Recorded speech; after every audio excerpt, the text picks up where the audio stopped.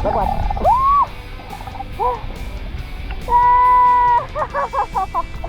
Mantap. Dapat satu lobster lagi yang ukurannya lebih besar. Batu. Ini kalau posisi jaringnya udah mulai deket, jadi kita harus benar-benar sigap. Karena lumpur dan tidak memakai alas kaki, jadi harus berhati-hati. Nah, itu dia tuh. Ikannya pada terbang. Wah, sebelum diadu, tali yang ada di habis. Wah! Wah!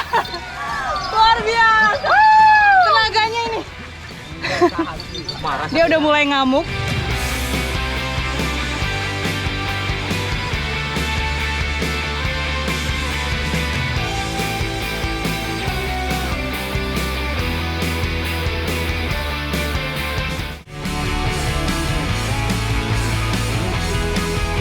Pulau Bawean terletak di sebelah utara Pulau Jawa, tepatnya 120 km di sebelah utara Gresik, Jawa Timur. Sehingga secara administratif, Bawean termasuk ke dalam Kabupaten Gresik. Nah, ini sekarang sudah mulai memasuki perairan dangkal dan di depan saya sudah terlihat pulaunya. Mungkin kurang lebih sekitar 15 menit lagi sampai ke sana. Nggak nyampe kali ya, 10 menit juga nyampe. Gili Noko hanya berjarak 2,5 km dari Pulau Bawean.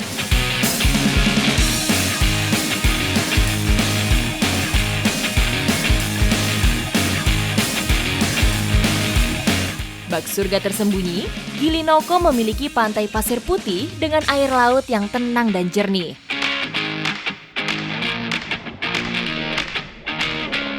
Jadi ini titiknya, kedalamannya sekitar 5 meter ke bawah, jadi tidak terlalu dalam sebenarnya. Tapi di permukaan belum ada kelihatan ikan-ikan muncul. Jadi kita harus lebih semangat lagi nyarinya.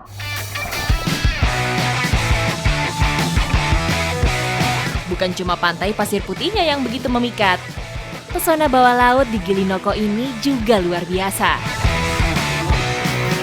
Terumbu karangnya sangat indah dan masih terjaga. Wah, luar biasa. Tadi saya udah ketemu lobsternya di bawah, tapi dia memang menyerang. Jadi kita harus lebih berhati-hati. Bang, kayaknya dia masih ngumpet di karang-karang. Kita coba cari lagi ya.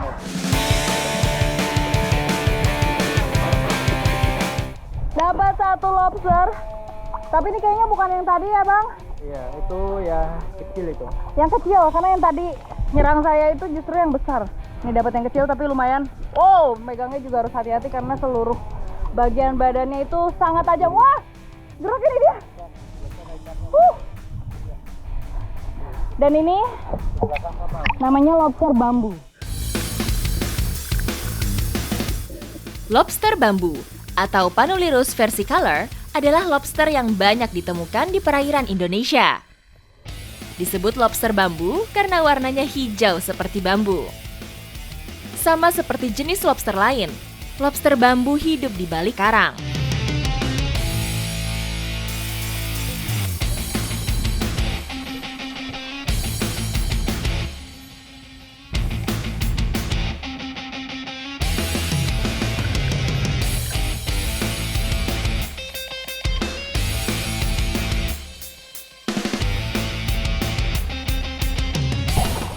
Dapat.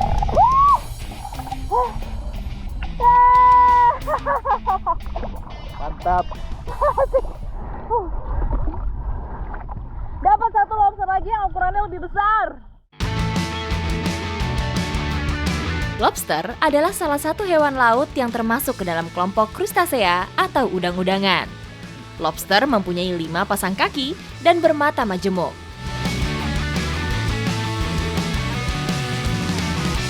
Tapi ini kenapa dia ininya patah satu ya, antenanya? Oh, itu udah biasa. Mungkin karena terbentur sama karang atau berantem.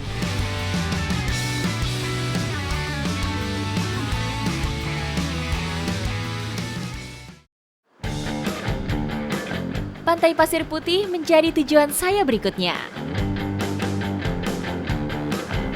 Abis ini kita mau mengolah lobster yang ada di pulau sebelah sana. Karena sambil makan enak, sambil menikmati pemandangan juga yang luar biasa. Rencananya, sebagian lobster hasil tangkapan saya akan diolah menjadi menu makan sore. Nah, lobster yang masih segar ini mau diolah menjadi lobster buje cabai. Artinya adalah lobster cabai garam. Nah, ini airnya sudah mendidih, berarti tinggal masukin lobsternya aja. Dan ditunggu nanti kurang lebih 10 menit.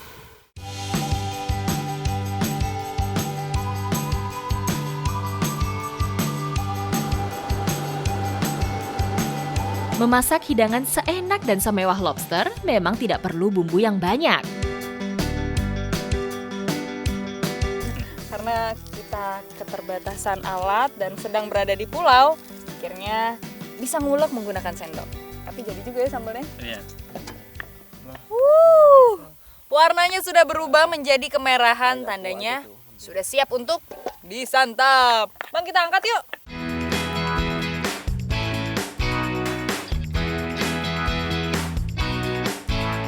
Menikmati lobster di pantai pasir putih ditemani matahari terbenam, rasanya sungguh luar biasa.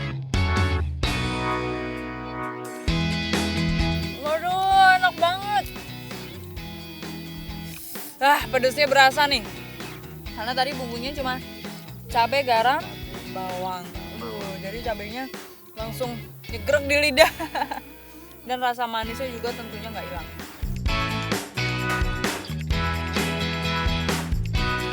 Pemandangan cantik, makanannya juga enak. Ikuti jejak saya, jejak petualang.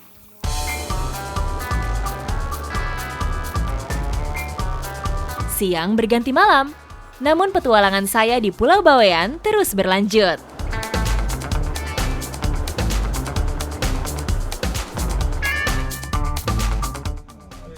Sekarang menunjukkan jam 2 pagi dan saya mau ikut nelayan pergi ke tengah laut untuk mencari ikan yang nantinya akan diolah menjadi pindang.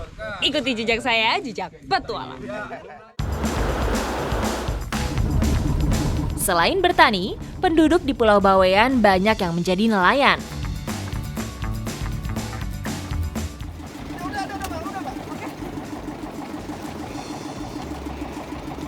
Mengulurkan jaring sambil muterin rumput. Saat-saat inilah waktu yang tepat untuk menangkap ikan layang karena dia kalau saat matahari terbit dia lagi main-main nih di permukaan seperti ini. Ini kalau posisi jaringnya udah mulai deket, jadi kita harus benar-benar sigap.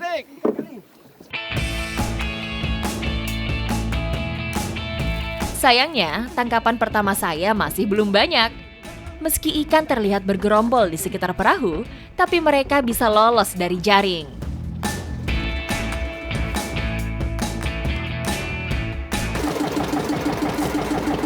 Ini jaring yang dipakai panjangnya sekitar 10 meter dan ke bawahnya itu sekitar 40 meter. Besar sekali.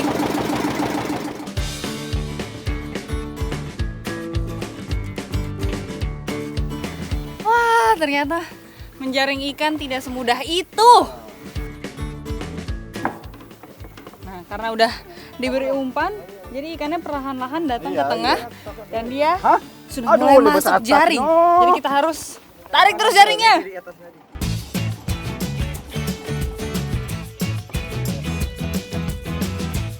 Salah satu jenis ikan yang banyak ditangkap di sini adalah ikan layang atau Decaptirus specialis. Ikan ini hidup di air laut jernih dengan salinitas atau kadar garam yang tinggi. Ini dia ikan yang didapat itu jenisnya namanya ikan layang. Nah, dia dari warnanya juga silver seperti ini. Banyak main di permukaan. Tapi kita dapatnya belum banyak, belum ada satu basket. Oke, nggak apa-apa, tetap semangat.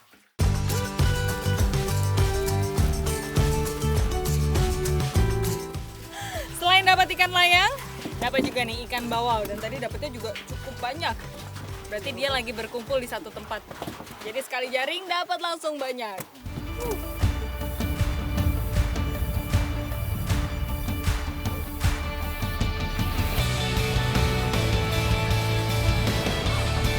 Matahari kian meninggi, hari pun sudah semakin siang. Sudah saatnya saya bersama para nelayan kembali ke darat.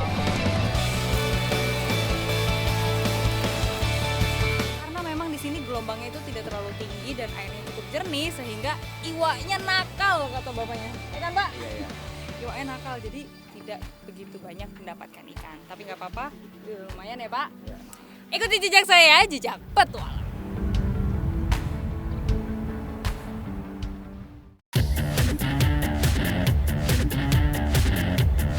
Ikan tangkapan tadi akan langsung kami olah menjadi pindang khas Bawean. Tempat pengolahan pindang ini terletak di Dusun Dedawang, Desa Teluk Jatidawang, Kecamatan Tambak. Lumayan nih hasil tangkapan ikan hari ini mau langsung dijadikan pindang. Nah itu prosesnya di sebelah sana. Pindang adalah proses pengolahan ikan yang menggabungkan kegiatan penggaraman dan perebusan.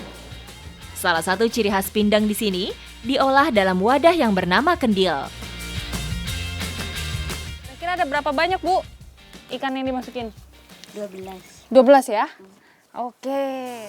Bu, nah ini gerangnya pertama dimasukin ya.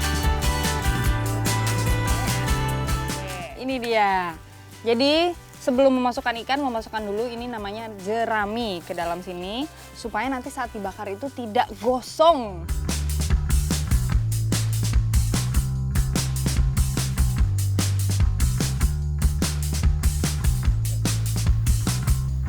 Garam yang digunakan juga ini garam kasar karena dia bisa tahan sampai sebulan. Selain memberi rasa gurih pada ikan, penggaraman dalam proses pindang juga berfungsi menghambat pertumbuhan bakteri. Ada yang bagian nyuci ikan, ada yang bagian garemin, ada juga yang Ke dalam nanti. ada juga nanti yang bakar-bakar ikan. Sekarang Ibu lagi nambahin airnya.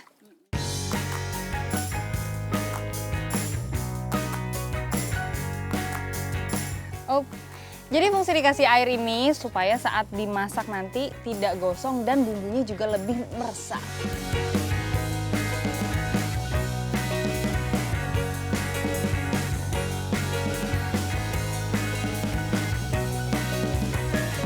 Ini udah siap untuk lanjut ke proses pembakaran.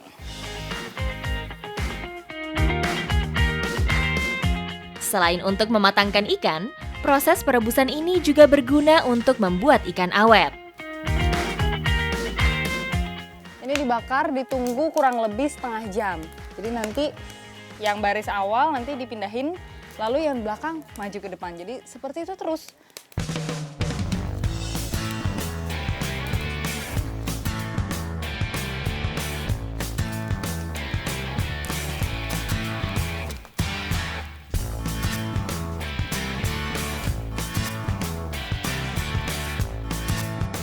Ini ya Pak. Wah lumayan berat juga. Oke, pindah ke belakang. Hap. Nah, jadi dia nanti akan matang merata semuanya. Setelah air dalam kendil surut, itu artinya pindang telah matang, siap untuk dikemas.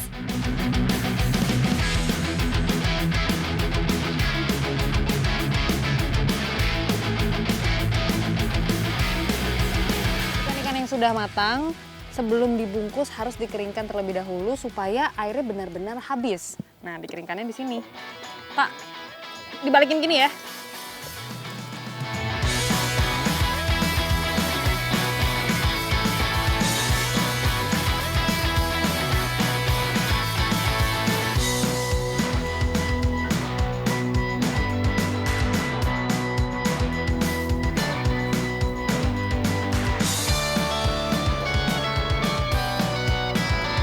Setelah ini pindangnya dibungkus dengan daun jati yang sudah kering supaya ikan-ikannya nanti tidak berubah warna. Jadi kalau udah berubah warna itu kan kelihatannya udah busuk gitu nanti ya Pak ya.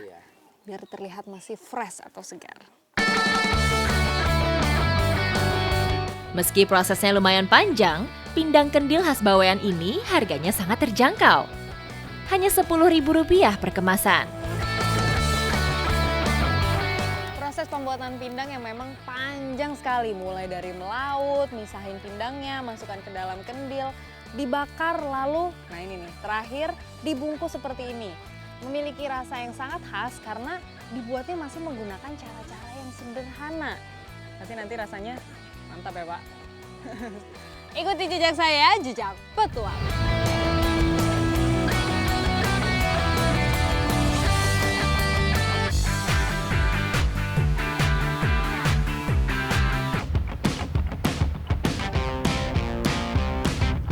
Eksplorasi saya di wilayah Gresik masih belum usai. Kali ini saya kembali menyeberang ke Pulau Jawa. Tepatnya ke Mengare, Kecamatan Bungah, Kabupaten Gresik. Gresik merupakan salah satu sentranya ikan bandeng. Nah ini, sekarang saya sedang ngasih makan ikan-ikan bandengnya. Habis ini saya mau ikutan panen juga. Ikuti jejak saya, jejak petualang.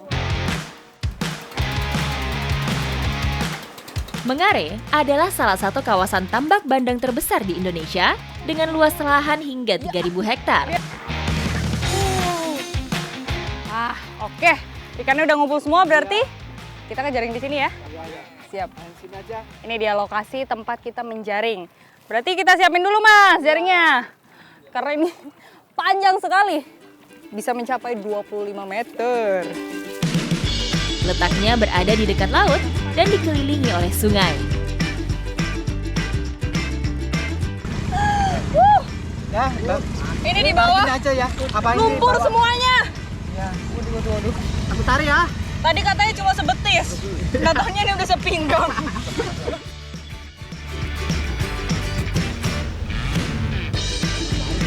Karena ini berjalannya di atas lumpur jadi emang agak susah nih jalannya. Licin.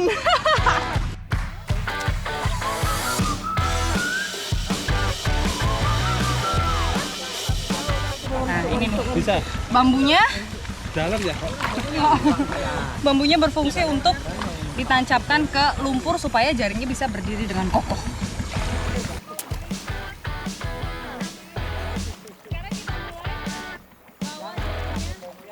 Tarik terus. Sekarang kita mulai bawa jaringnya ke depan sampai mendapatkan sampai mendapatkan ikan bandengnya. Ini barusan saya ketemu nih ikan bandengnya di sini dan dia mulai loncat-loncat, itu seru banget.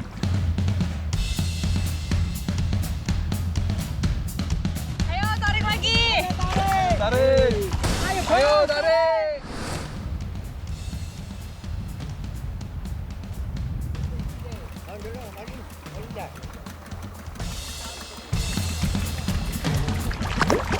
Tuh.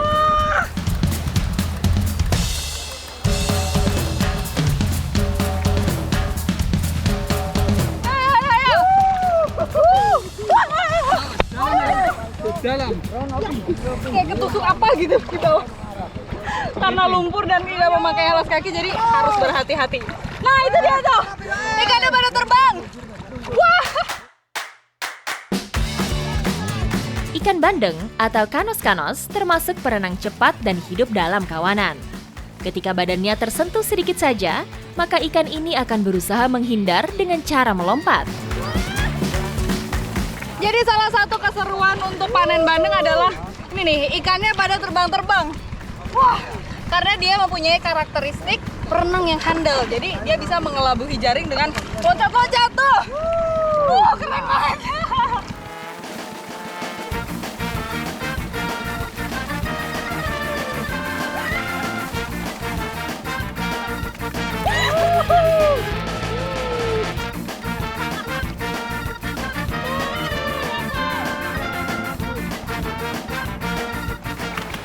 Jadi panen ikan bandeng itu bukan sesuatu hal yang mudah, tapi menyenangkan. Dan memang ini biasa dilakukan setiap 6 bulan sekali. Dengan luas tambak ribuan hektar, tak heran jika bandeng yang dihasilkan dari Mengare mencapai 1.500 ton per tahun. Terbang. Lumayan juga nih hasil panen hari ini. Dan habis ini ikan bandengnya mau diolah menjadi sesuatu yang tidak biasa. Ikuti jejak saya, jejak petualang.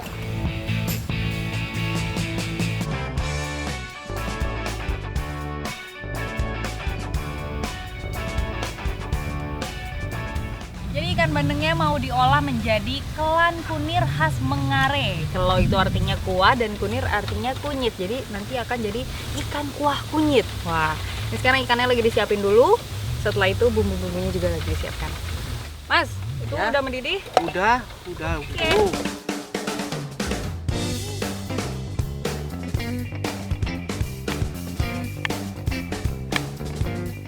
Ini dia yang nggak boleh ketinggalan, kunyit atau kunir yang membuat nanti kuahnya itu warnanya kuning dan aromanya juga semakin sedap.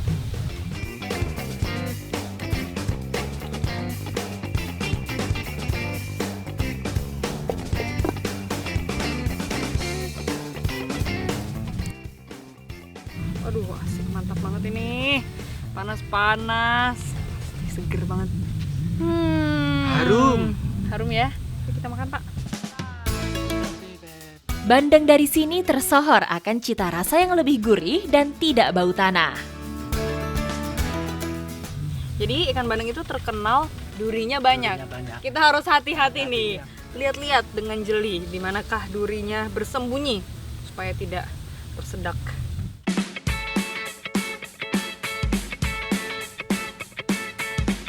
Sebagai penghasil bandeng terbesar, gak heran makanya di sini tuh olahan makanannya banyak sekali. Salah satunya kelok kunir. Ikuti jejak saya, jejak petualang. Oke, makan lagi, Mbak. Mas.